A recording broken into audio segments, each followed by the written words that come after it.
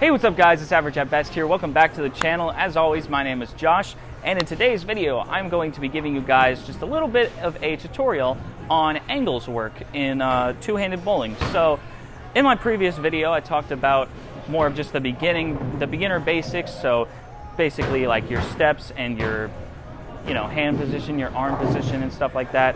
And in this video, I kind of want to touch on some different angles that you can use throughout your games and throughout your different competitions that you are bowling in, even just in league. So one of the main things that I sometimes get myself into is that I need to stay in a certain ball. Like I don't want to move, like switch different balls, but the lanes are kind of telling me a certain thing that I need to change something in my hand position. Like I have my normal hand position, which is just about, I'd say, a 45-degree angle, and I'm just kind of, that's how my normal throw is. Sometimes the lane's just trying to tell me, hey man, try something different, this is not working. So in this video, I'm going to talk about two main hand positions that I think you guys should all, if you are two-handed and you want to try and be more versatile, I think there are two great hand positions you can put into your arsenal. One of them is getting a more around the ball type hand position, so where it's very like corked in your hand and you can kind of just let loose at the foul line, and more of an up the back position, so you're not having to hook the ball as much. You can kind of get through most of the reaction and most of the dry oil. So I'll go ahead and touch on both of those for you real quick.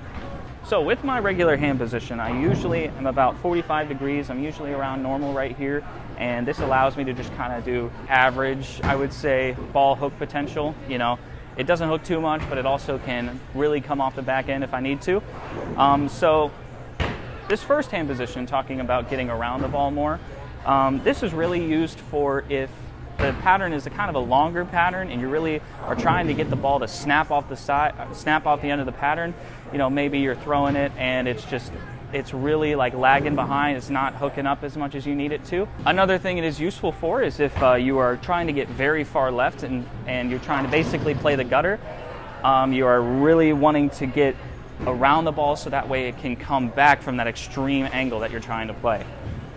So instead of having it at a normal position like this, I usually start out by just having like my hand turned to the side like this, so I can really start off in like this sideways position. And as you're kind of going back, you want to kind of keep it in that position and just kind of try and go straight back as much as you can, making sure to keep that hand right on the left side, so that way at the very end you are ready to unwind it basically. And I'll go ahead and do a close-up video of it right now on what it should look like whenever you really let it go and really unwind your hand. And what's going to happen is the ball is going to spin at a very extreme angle, and it's going to hopefully snap off the pattern just a little bit more. So I'll go ahead and do one shot like that just from behind so you can kind of see a little bit of the motion. So I know that this is a house shot and it's not going to be completely the same reaction as if I were to be throwing on a sports shot, but I guess I kind of want to just give you guys the feel of what it'll look like. So mainly the one time that I'm going to be using this angle is if I'm going to be far left and I'm going to be starting to move off into more of a left side potential. So I'm just going to set up here, I'm going to cork my wrist so that way it's fully ready to unload, and I'm just going to try and bowl as normally, keep my arm swing really straight and back, and just really unwind it at the bottom.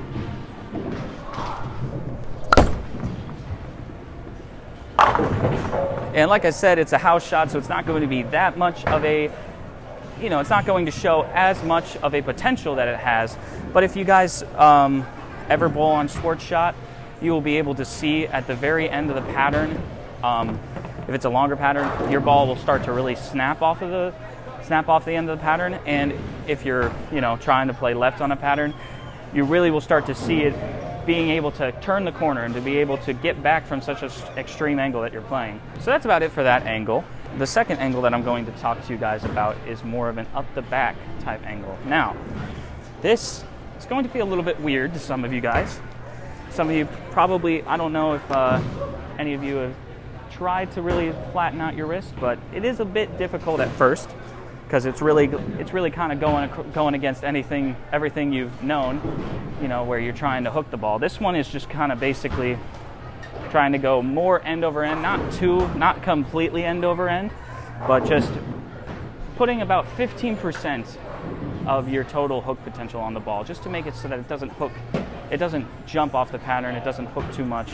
And really that's what this is used for.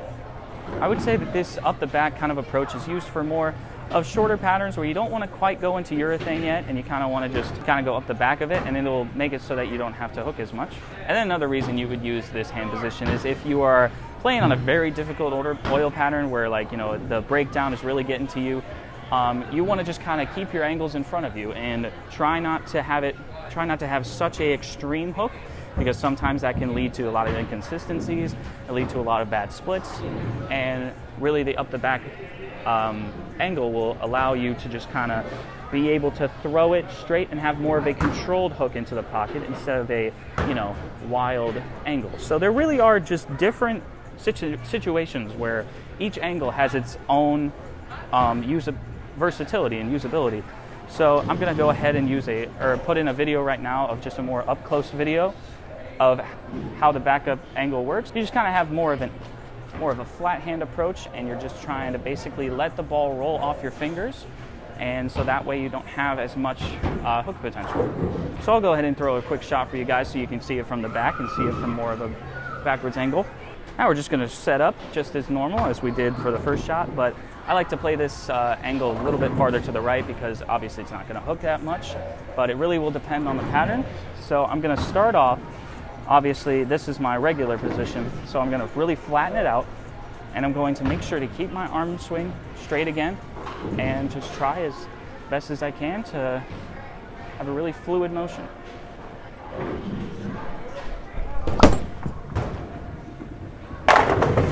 And as you guys can see, I was very far right, but it was a very smooth move into the pocket. And it's really just to have a smooth reaction so that you can easily repeat it. And it's very, very useful for those type of situations where you've run into a lot of transition and you really don't have any other options. So that's about it for those two angles. I highly recommend, if you guys can get out there, get into a bowling alley, try out these angles, kind of get a feel for it, because I know it is going to be a little bit hard to get used to. It took me a long time to get used to, and really, I wouldn't depend on these angles in any way. You know, these angles are used as just kind of thing in your arsenal that you can change to if you really need to. You know, I more often than not will just use my normal ball motion and really just kind of turn more to moving my feet and moving my different, you know, like sight view angles around, you know, stuff like that. So these are just things that you can keep in your arsenal at any time, that you can just pull it out, and yeah, hopefully it will increase your scores and increase your ability to get out there and make good shots on the lane. So that's about it. Thank you guys so much for watching this video. If you did like it, make sure to comment, like, and subscribe. Share this video with anybody you think would need it. But we just want to say thank you guys so much. It really means a lot to us to see how many people are actually engaged in our content and are really, you know, benefiting from our content. We read all of the comments that you guys say about how this is really helping you guys, and we are really happy that we can be able to bring such great content to you guys. So yeah, we're going to put some more content into 2023. We're bringing as many videos as we can to you guys, and hopefully we can keep helping you guys out with your two-handed and one-handed game. So thank you guys so much for watching. As always, I'll see you in the next video. Peace out.